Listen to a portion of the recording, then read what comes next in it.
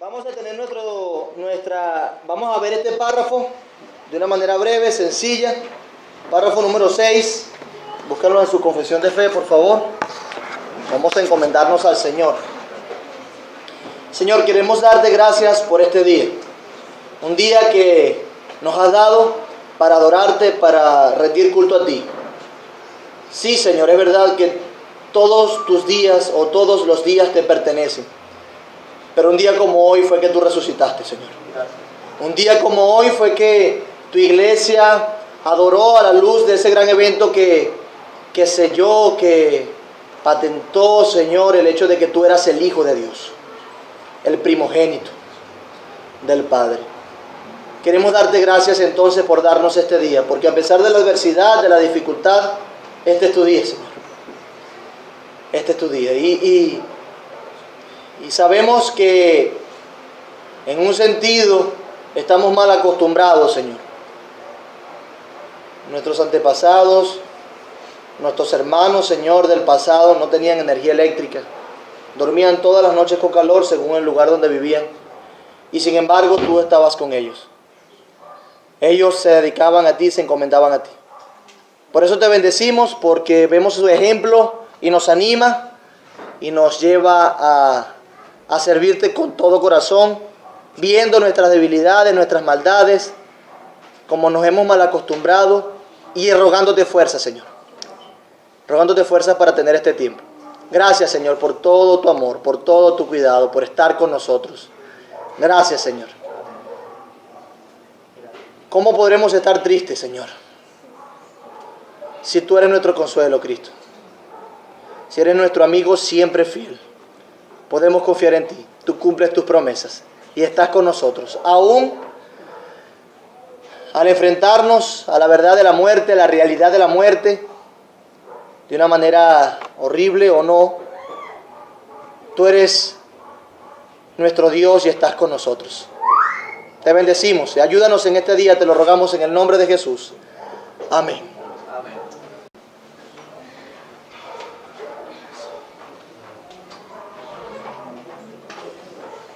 Como le decía, se fue la luz, ¿verdad? O la energía eléctrica. Sí, abran de una vez, porfa, porque eso no llega pronto.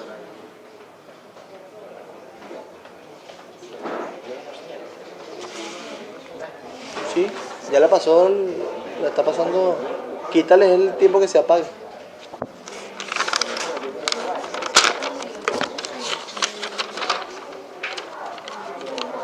Bueno, a falta de energía eléctrica, nunca está de más una hoja de reciclaje en su respectiva clase dominical. Bueno, confesión de fe a la vista. ¿Dónde está? La necesitamos ahora más que nunca. Esta. Ok. Párrafo número 5. Dice así el párrafo número 5. Oído al tambor. El Señor Jesús, por su perfecta obediencia y el sacrificio de sí mismo, que ofreció a Dios una sola vez a través del Espíritu Eterno, ha satisfecho plenamente la justicia de Dios, ha conseguido la reconciliación y ha comprado una herencia eterna en el reino de los cielos para todos aquellos que el Padre le ha dado. El Señor Jesús fue obediente y se sacrificó. El que era obediente no debía ser sacrificado. Él era obediente, él no pecó, él no se merecía la muerte, pero él en su obediencia se sacrifica. Pero ¿cuántas veces se sacrifica Cristo? ¿Cuántas veces va a la cruz? Una sola vez. Y ese sacrificio es suficiente, ¿cierto? No necesitamos más. Allí satisfizo completamente la justicia de Dios. Fue un acto legal que ocurrió en el tiempo, que dividió la historia, junto con su encarnación. Eso nos reconcilió con el Padre, porque estábamos enemistados contra Él, y nos dio también una herencia en el reino de los cielos para todos aquellos al cual el Padre ha escogido o a quien el Padre se lo ha dado. Tenemos una herencia, decíamos la semana pasada. Reyes y sacerdotes. Gobernaremos con Dios, con Cristo. Y eso es algo sumamente majestuoso para nosotros como criaturas. De hecho, ni nos imaginamos cómo será eso de que reinaremos con Cristo. Pero ahora hay una pregunta que debemos hacernos, que respondimos cuando estábamos viendo la clase de los pactos. ¿Recuerdan la clase o el capítulo de los pactos? La gente decía que estábamos estudiando teología. Bueno, sí es teología.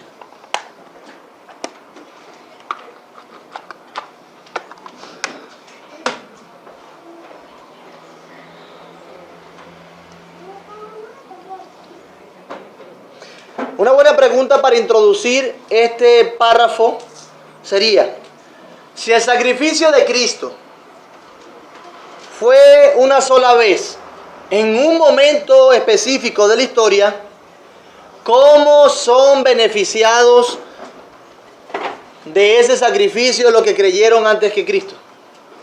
Repito, si el sacrificio de Cristo fue uno solo, fue una sola vez, y fue en un momento histórico, un momento de la historia, ¿cómo aquellos que estaban antes de Cristo se benefician de ese sacrificio? Esa es una buena pregunta, ¿ok? Y ya le voy a dar la oportunidad. Me gusta que estén levantando la mano allí, estén activos, para que no se duerman. Porque, ¿cómo le beneficia el sacrificio de Cristo a los que estuvieron antes que él? José Ochoa. Por medio de la fe. La fe en esa venida de ese Mesías prometido. Ellos mantuvieron esa fe fiel en que eso iba a ser un hecho consumado realmente en la historia, así fue. La historia lo demostró. Entonces, por medio de la fe, ellos por medio de la fe se beneficiaron del sacrificio de Cristo. ¿En qué estaba fundamentada su fe? ¿Cuál era su fe? ¿Qué creían? Creían en ese Mesías. Ok. En un Salvador que había de venir. En ese Mesías, en un Salvador que había de venir. Gracias. Elías. La promesa que se le había hecho a Abraham. Y antes de eso, la promesa que se le había hecho a Adán. Excelente. Hay dos promesas que unen el hilo de la historia. Una que se le hizo a Adán y otra que se le hizo a Abraham. Adán justamente después que pecan, y Abraham después, unos años después, se le hace también una promesa. Tania, ¿ibas a decir algo? Levantaste la mano. ¿No? Jesús. Los pasos que se fueron dando a partir de Génesis 3:15, muchas personas fueron siguiendo este proceso de salvación y era conceder para llegar ahí la muerte de Cristo. Ok, perfecto. Mananasi. El Señor en su sabiduría y misericordia hace un plan que es retroactivo, porque el momento histórico es tal cual lo aplicaste, pero tiene un efecto retroactivo desde Adán, y es todo ese antiguo pacto. O sea, hay una retroactividad en el plan de redención. Retroactividad. Anoten y búsquenla en el diccionario, que se quedaron perdidos con la palabra. Ok. Párrafo número 6. ¿Quién me ayuda a leerlo? Tenemos la respuesta allí. Aun cuando el precio de la redención no fue realmente pagado por Cristo hasta después de su encarnación, sin embargo la virtud, la eficacia y los beneficios de la misma fueron comunicados a los escogidos en todas las épocas, desde el principio del mundo, en las promesas, tipos y sacrificios, y por medio de los mismos, en los cuales fue revelado y señalado como la simiente que heriría la cabeza de la serpiente, y como el cordero inmolado desde la fundación del mundo, siendo el mismo ayer, hoy y por los siglos. Excelente. Vemos allí respuesta a nuestra pregunta. Si se fijan, eso es parte del propósito de este párrafo. Hablar de las implicaciones eternas Y eterno significa antes de Cristo y después de Cristo, que tiene su sacrificio, su alcance. Su alcance. Por eso es que dice que aun cuando el precio de la redención no fue realmente pagado por Cristo hasta después de su encarnación, la virtud, la eficacia y los beneficios de la misma fueron comunicados a los escogidos en todas las épocas desde el principio del mundo. ¿En qué época del mundo nunca se ha sabido que venía un Salvador? Repito, ¿en qué época de la historia no se sabía que venía un Salvador? Levante su mano. Antes de la caída de Adán. Antes de la caída de Adán y Eva. ¿Por qué? Santos fue delante del Señor inocente y no necesitaban de Salvador. Luego, como dice Elizabeth, después de la caída, siempre, en todas las épocas, edades, se ha comunicado un Salvador. Se ha comunicado un Salvador. De hecho, se ha dado la imagen desde el principio de las ofrendas que a Dios le agradan. Dios despreció una ofrenda, ¿la de quién? ¿Y le agradó cuál? La de Abel. ¿Qué le presentó a Abel? ¿De qué? De su rebaño. De su rebaño, porque Caín también presentó lo mejor. ¿Pero de dónde? Eran vegetales, hortalizas. Vegetales, ¿verdad? Hortalizas.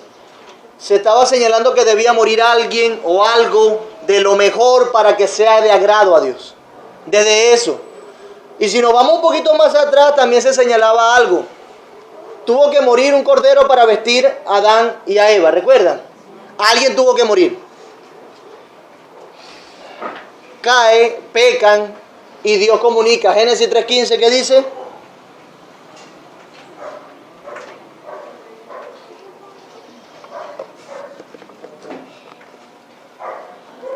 Y pondré enemistad entre ti y la mujer, y entre tu simiente y la simiente tuya. Esta te herirá en la cabeza y tú le herirás en el calcañar.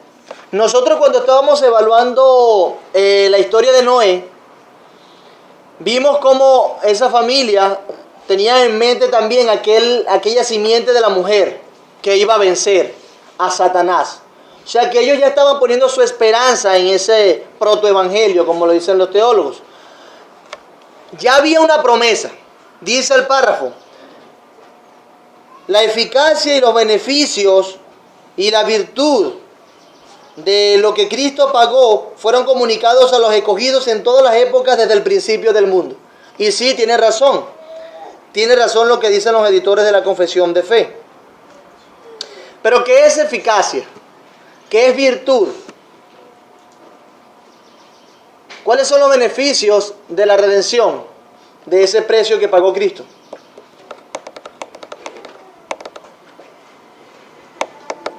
¿Qué es virtud? ¿Qué es virtud?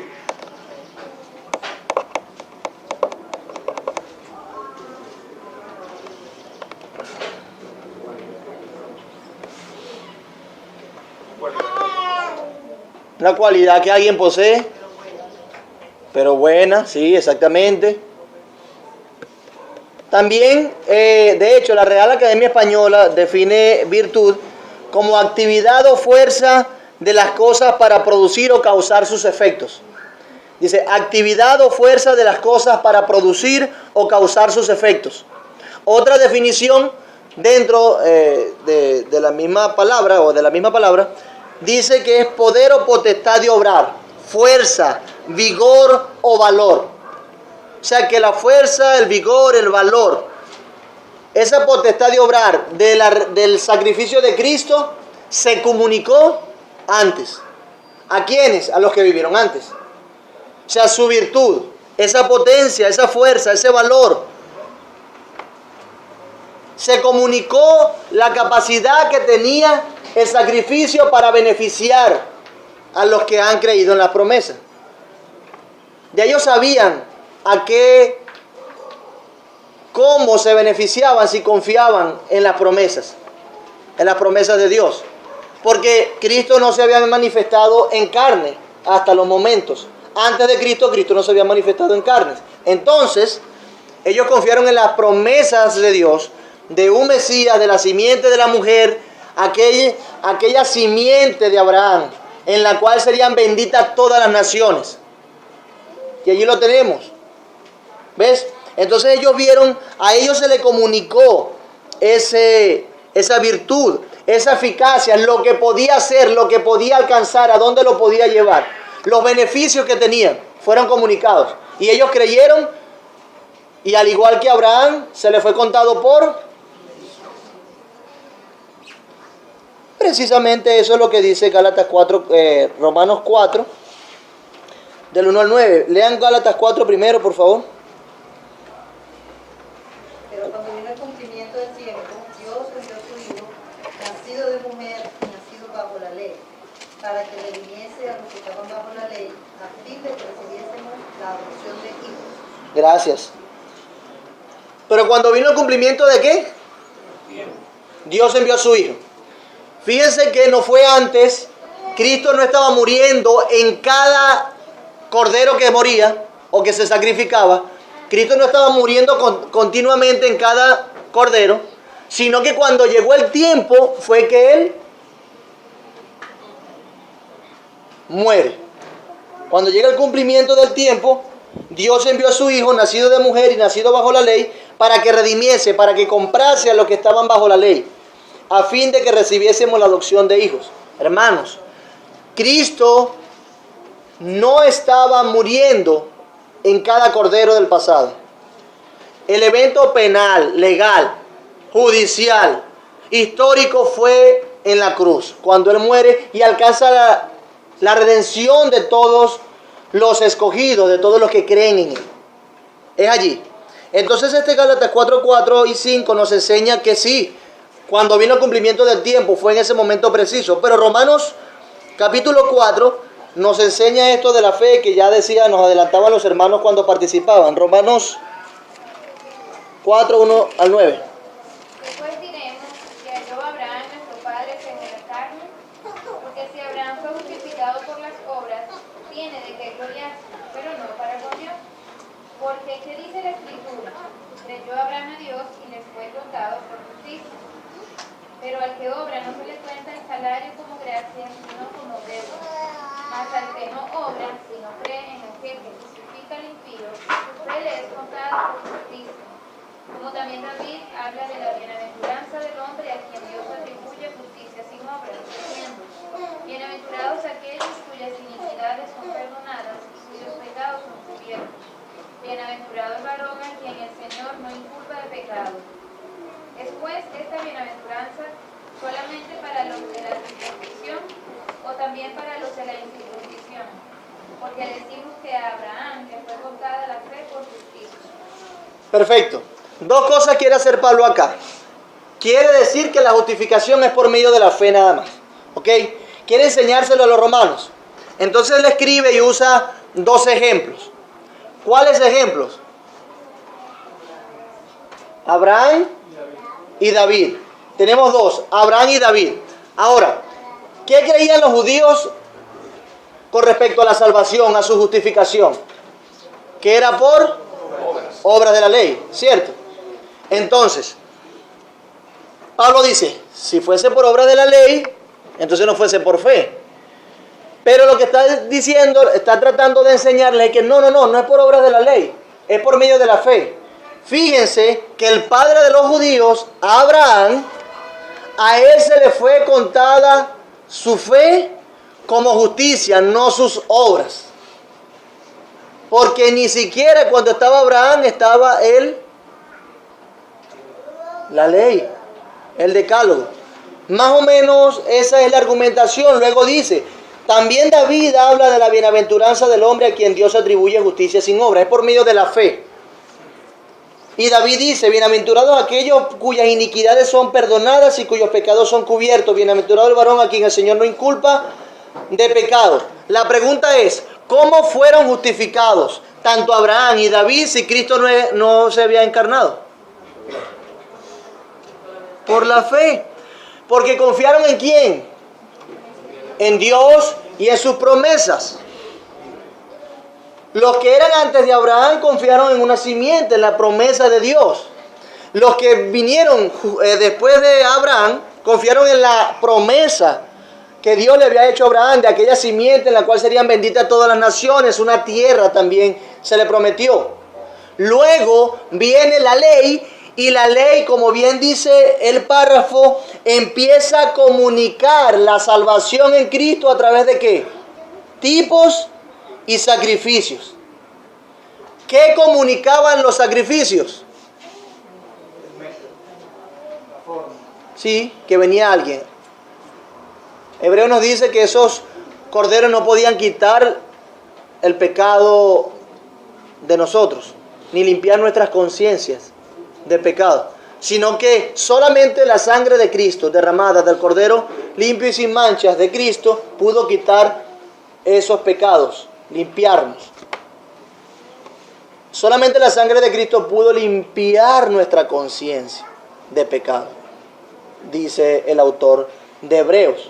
Entonces, mis amados, tenemos Romanos 4, de 1 al 9, que nos dice, sí, los que estuvieron antes de Cristo también fueron justificados por medio de la fe, no por obras de la ley. Queriendo indicar que aquellos que creyeron en una promesa. ¿Creyeron en Cristo? Sí. ¿En qué forma? Promesa. Dios prometió algo. Viene un Mesías, la simiente. Así fue que creyeron. El pacto, ese pacto de gracia, como aprendimos en nuestro capítulo del pacto, de los pactos de Dios, estaba revelándose progresivamente y creciendo en revelación, en información, hasta que fue sellado en Cristo, que derramó su sangre, porque sin derramamiento de sangre. Entonces, siendo así, vemos como ellos sí creyeron en Cristo, pero en forma de promesa, en esa simiente.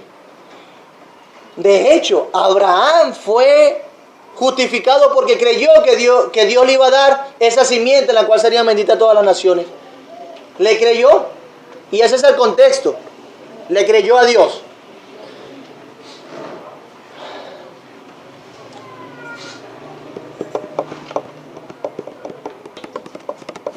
Entonces Cristo sí fue comunicado, su sacrificio, su redención, su precio, el método, hasta el método, como dice Elías, la forma, fue comunicada a los creyentes antes de Cristo.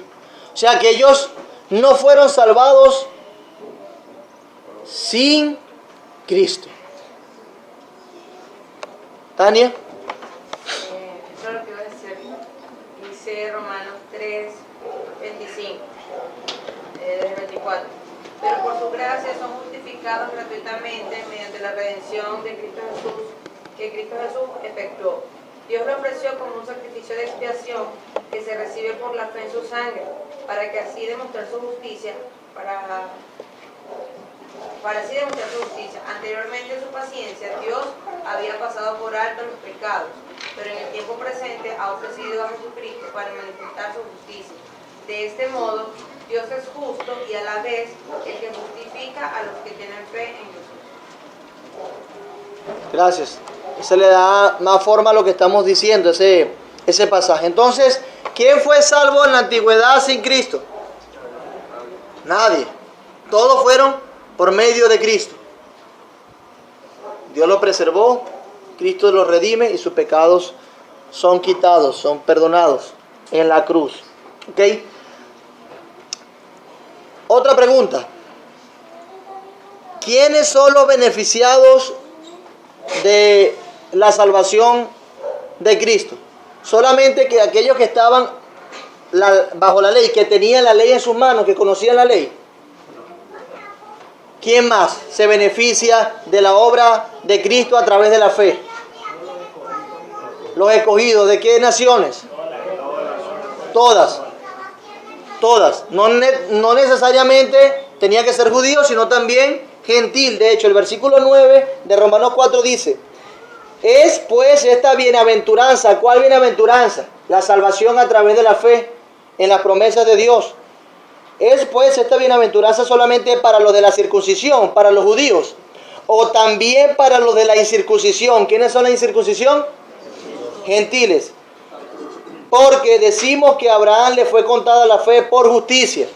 ¿Y él se circuncidó antes de ser justificado o después? ¿Quién da más? ¿Quién da menos? ¿Cuándo se circuncidó Abraham? ¿Antes o después de creer?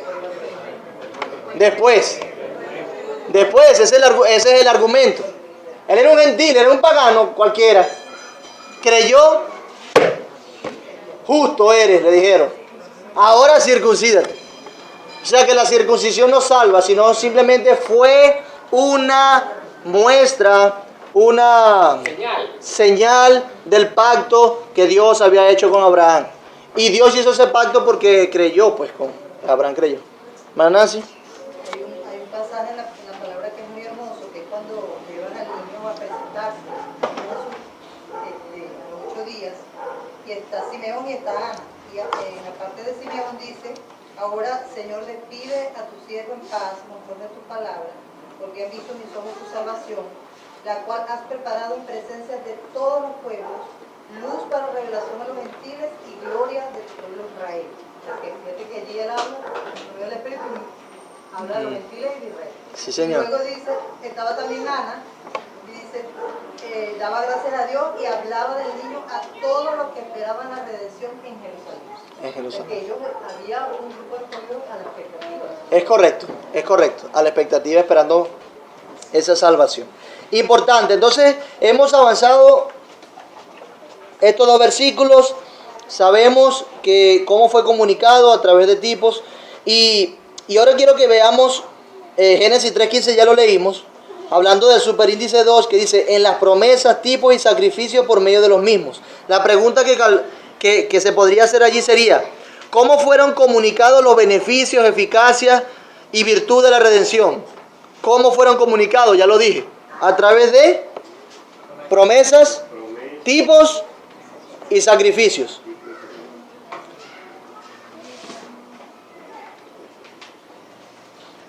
Busquen por favor Primera de Pedro 1. Los profetas que profetizaron de la gracia destinada a vosotros inquirieron y diligentemente indagaron acerca de esta salvación, escudriñando qué persona y qué tiempo indicaba el Espíritu de Cristo que estaba en mí, el cual anunciaba de antemano los sufrimientos de Cristo y las glorias que vendrían tras ellos. Importante. Bueno, pero ¿dónde dice eso? Que aquellos sí sabían que de esa salvación que venía, que se habrían de manifestar en Cristo, y aún cómo habría de sufrir. Bueno, Pedro inspirado nos dice que los profetas, ¿qué hicieron? Escuche, tenemos una mala interpretación de los profetas, de que los profetas se quedan sentados y reciben el éxtasis y ven sueños y visiones y se les declara todas las cosas. Según Pedro, ¿qué hacían los profetas? Inquirieron, indagaron, estudiaron, se fajaron y concluyeron. No, yo soy profeta, no, que a mí todo me lo revela. Todo me lo revela Dios. Soy profeta, sí, y la letra mata. Yo no tengo que estar leyendo porque el Espíritu habla también. ¿Acaso el Espíritu le habló a estos profetas sin la palabra de Dios? Es que nos dice, los profetas que profetizaron de la gracia destinada a vosotros, a ustedes los que están creyendo ahora. ¿Cuál es esa gracia? La gracia de la salvación en Cristo. Inquirieron y diligentemente indagaron acerca de esta salvación, escudriñando qué persona. Ah, bueno, ¿qué significa que escudriñaban qué persona? Rastreaban, bueno, esta persona tenía que hacer esto, esto y esto, y cumplir esto y esto y esto y esto. Algo así como el argumento que da Mateo en el inicio de su evangelio. ¿Qué hace Mateo al inicio de su evangelio? Genealogía, ¿cierto? Fíjense, él da todo ese argumento para decir, esa persona, Jesús de Nazaret, el que nació en Belén, el hijo de María y de José el carpintero, ese es el Mesías. Estaba teniendo como haciendo eco de ese estudio, de que sí, mira, la evidencia, la Biblia lo dice, inquiriendo allí. Entonces, ¿qué persona y qué tiempo indicaba el Espíritu de Cristo que estaba en ellos, el cual anunciaba de antemano la muerte de Cristo nada más? Los sufrimientos. Recuerda que decíamos que los sufrimientos eran necesarios. Cristo tenía que padecer. Es más, si el Mesías venía y no sufría, ¿podía ser el Mesías? Tenía que sufrir. Isaías 53 por lo menos nos lo dice claramente. Entonces, anunciaba de antemano los sufrimientos de Cristo y la gloria que vendrían tras ellos. Es decir, que los profetas que estaban antes de Cristo comunicaban la salvación en un Mesías. Daban promesas de Dios, anunciaban aún las glorias que vendrían tras ellos, sus beneficios. ¿Sí se dan cuenta? ¿Cómo nos da luz esto acerca de lo que dice la confesión de fe? Ellos nos dijeron, los profetas comunicaron que Cristo vendría, y en Él fue que creyeron aquellos que estuvieron antes de que Cristo se encarnara.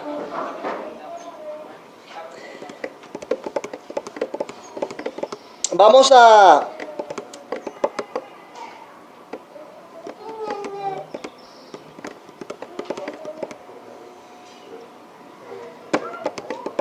dice el párrafo: en las personas, tipos y sacrificios, y por medio de los mismos, en los cuales fue revelado y señalado como la simiente que heriría la cabeza de la serpiente, ya lo hemos visto, así como el cordero inmolado desde la fundación del mundo. ¿Qué dice Apocalipsis 13:8?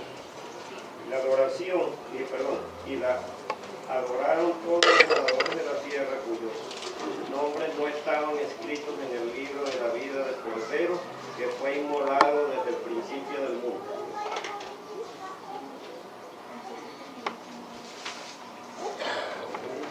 ¿Qué quiere comunicar este versículo? Bueno, nos dice que Cristo es el Cordero inmolado desde la fundación del mundo. Y allí usted empieza a echar cabeza. Bueno, mi hermano, ¿cómo que fue inmolado? ¿Qué significa inmolado? Que da su vida, que se entrega, que se niega por el bien de otro, por alcanzar algún beneficio. Se inmola. Se sacrifica, exactamente. Dice la confesión de fe. Y como el Cordero inmolado, ¿desde cuándo?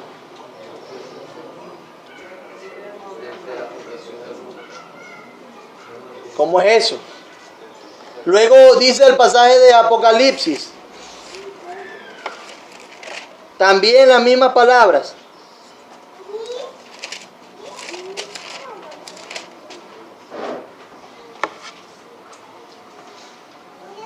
¿No estaban escritos en el libro de la vida del Cordero que fue inmolado desde el principio? Una pregunta sencilla al pasaje. ¿Desde cuándo fue inmolado Cristo? O sea que está muriendo desde antes de la fundación del mundo, desde el principio. Está muriendo. Eso es lo que significa.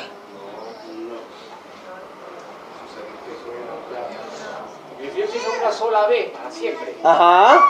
¿Y porque dice Apocalipsis que inmolado desde el principio del mundo? ¿Cristo fue sacrificado desde el principio? No fue el decreto de Dios que fue inmolado. La misma promesa de Génesis 3:15 dice que será el pestañero. Que habría que padecer, de sufrir y llegar hasta la muerte. Pero eso no lo dejaría allí, sino que Él vencería. Fíjense, eso va de la mano justamente con lo que dice Hebreos 13:8. Siendo el mismo ayer, hoy y por los siglos. Comunica varias cosas. Eso mismo, eso había sido declarado. La inmolación de Cristo había sido declarada desde el principio. Era algo que era planificado aún desde la eternidad. Y esa es la idea que transmite la confesión y el pasaje.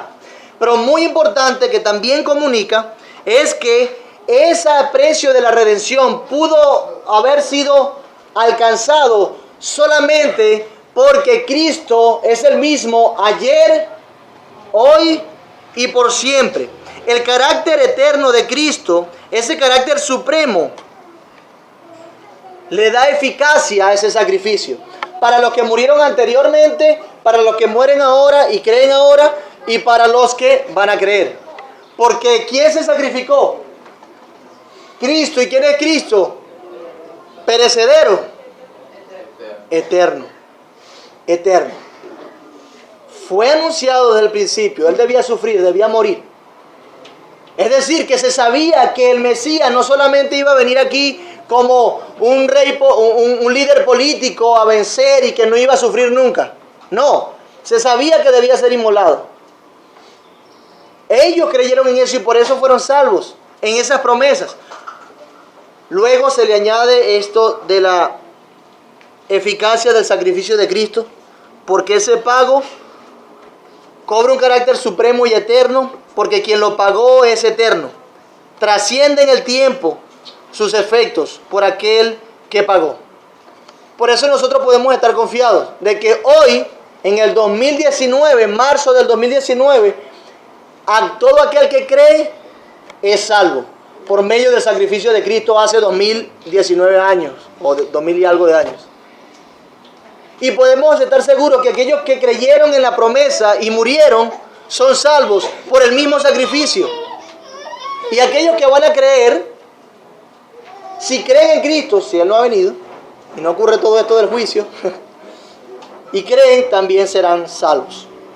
Hermanos, definitivamente nuestro Señor Jesús es el mismo ayer, hoy y por los siglos.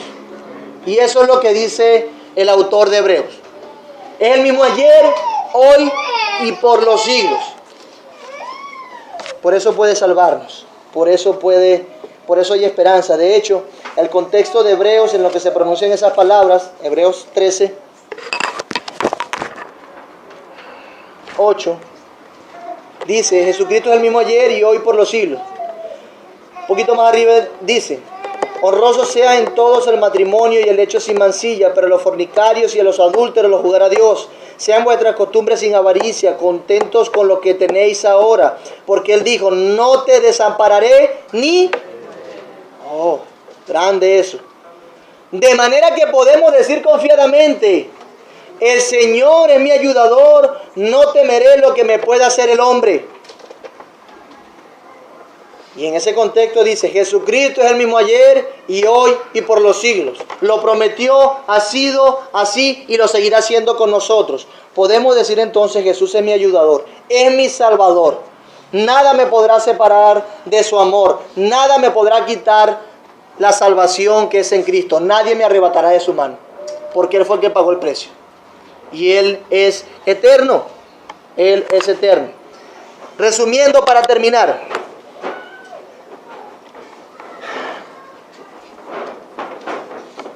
los beneficios del pago de la redención se aplican a los que creyeron en el pasado antes de Cristo, pero a ellos se les comunicó acerca de los sufrimientos de Cristo. ¿Tenían luz para confiar en la promesa de Dios? Los tipos, es decir, las cosas que fueron completadas o bien establecidas en Cristo, por ejemplo, los sacrificios, eran un tipo, era una señal, era una sombra de lo que habría de venir, que fue lo de Cristo. El templo era una sombra de lo que habría de venir, entre otras cosas. ¿Será que esas cosas comunicaban lo suficiente como para que ellos pusiesen su fe en Dios y no en las obras? Sí. Se comunicaron sus beneficios, tanto que los profetas estudiaron, se fajaron. Seminario teológico del Espíritu Santo, les estudiaron los profetas. Y dieron su interpretación y enseñaron acerca del tiempo, de qué persona y de los sufrimientos de Cristo. ¿Ok? Sí hubo así. Entonces, esto cobra fuerza porque Cristo es el mismo ayer y hoy y por los siglos. Él fue señalado como la simiente de la mujer y como el cordero inmolado. Amén.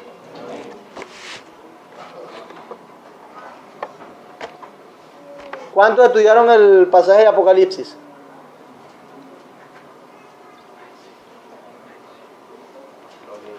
Ahí van poco a poco, vamos.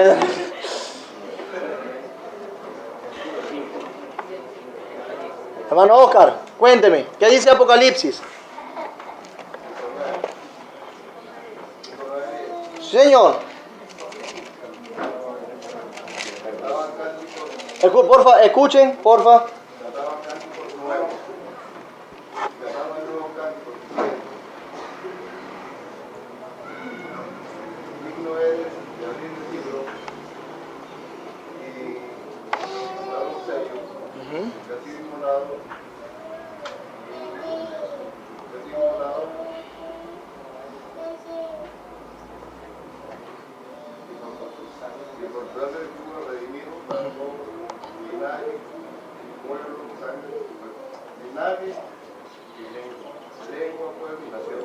Okay.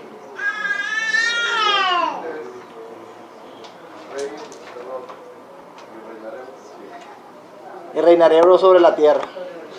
Entonces ya, sigue esforzándote, varón, lo haces bien.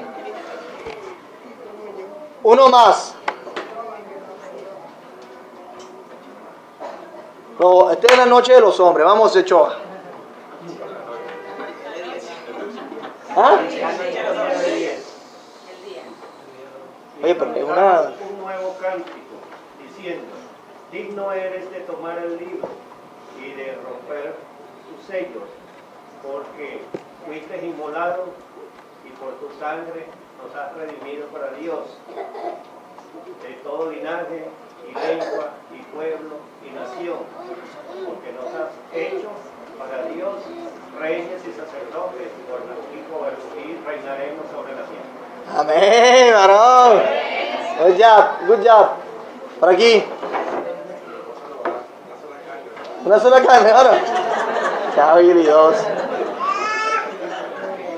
Apocalipsis 5, 9 y 10. Cantaba un nuevo cántico diciendo: digno eres de tomar el león y de abrir sus sellos, porque tú fuiste inmolado y con tu sangre nos has redimido para Dios de todo linaje y lengua y pueblo y nación.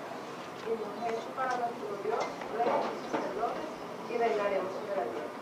Amén. Es el producto del discipulado ahora. Mi esposa.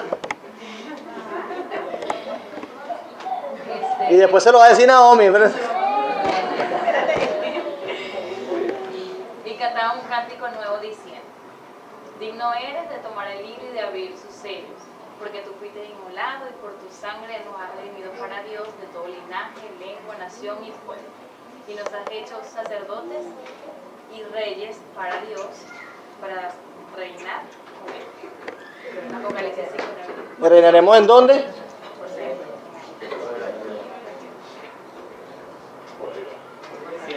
Escúchese bien. O sea, porque hay que estar claro. ¿Reinaremos sobre qué? Los que han creído. Si hay alguno que no ha creído, no tendrá estos beneficios, al contrario, llevará al juicio de Dios por la eternidad. Y este es un pasaje hermoso que nos recuerda eso. Y cantamos un cántico nuevo, nosotros debemos cantar cánticos así entonces también. Que nos recuerden la redención de Cristo por su sangre. Él es el único capacitado para abrir el libro, para quitar los sellos. Porque con su sangre nos redimió de toda lengua, de todo pueblo, de toda nación. Por eso es que nosotros podemos ser salvos, los venezolanos. Entramos en eso de esas otras naciones. Y nos ha constituido reyes y sacerdotes para Dios. Y reinaremos con Él. Bendito sea el Señor. Y que su pueblo desee arduamente estas cosas que Cristo alcanzó y prometió para aquellos que creen en Él. Amén. Vamos a orar. Señor, quiero darte gracias por este tiempo, donde nos has recordado nuevamente tu palabra y nos has enseñado. Nos has recordado cómo fueron salvos aquellos que creyeron antes de que tú te encarnases, Jesús. Gracias porque no lo dejaste sin luz. Nadie fue salvo sin ti y todos son salvos a través de ti. Tu evangelio alcanza todas las épocas y más aún a nosotros que tenemos la revelación completa de este evangelio. Te ruego pues que tu iglesia, a la luz de este gran beneficio, en esta época de la historia, pueda predicar tu evangelio con claridad, con denuedo, con amor, con temor y temblor, para la confirmación de nuestra propia fe, pero también para la salvación de los impíos. Glorifícate en tu iglesia, te lo ruego, y te damos gracias, Cristo, porque podemos confiar en ti. Tú eres el mismo ayer, hoy y por los siglos. Tú eres nuestro ayudador y prometiste estar con nosotros. Gracias, Jesús.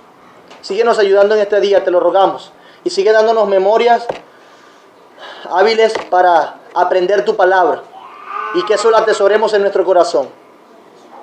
Por favor, Señor, ayúdanos en el nombre de Jesús. Amén.